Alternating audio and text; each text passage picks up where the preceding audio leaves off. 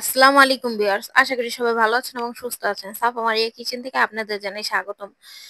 আজ আপনাদের জন্য শর্টকাট এক রেসিপি নিয়ে আসলাম। কিভাবে আমি পাঁচ শাক রান্না করব সেটা আজ আপনাদের সাথে শেয়ার করব। তো চলেন, এখানে আমি পাঁচ শাক নিয়েছি 2 মুঠার মতো, সুন্দর মতো চিকন চিকন করে কেটে নিয়েছি। তো এই পর্যায়ে আমি 3বারের মতো ধুয়ে নিব, আপনারা চাইলে আরো বেশি নিতে পারেন। তো এই পাঁচ শাকে এতটা ময়লাও ছিল না, সেজন্য আমি 3বারই ধুয়ে নিচ্ছি বিসমিল্লাহ বইলা।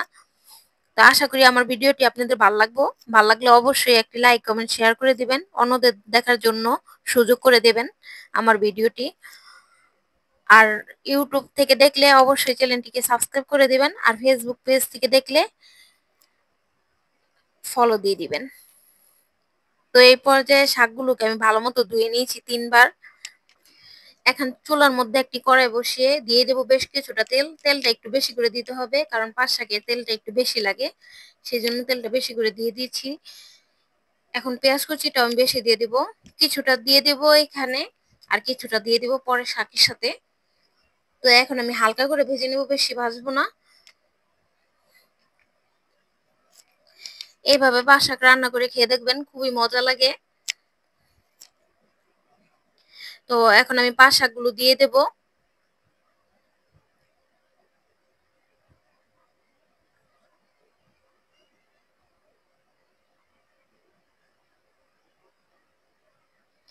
দিয়ে দেব বেশ কিছুটা লবণ,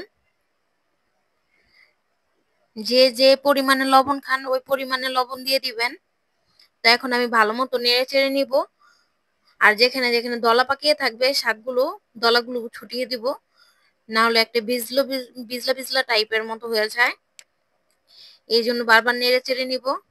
তো দেখেন শাকে এমনিতে পানি উঠে গেছে। তো এই পানিগুলো যতক্ষণ পর্যন্ত না শুকাবে ততক্ষণ পর্যন্ত আমি রান্না করে নিব।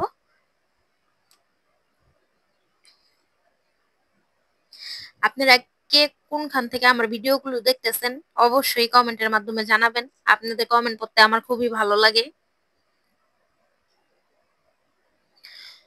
তো এই পর্যায়ে হয়ে এসেছে পাঁচ শাক রান্না।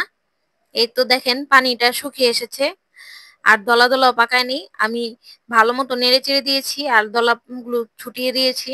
তো এই পর্যায়ে নামিয়ে নিব।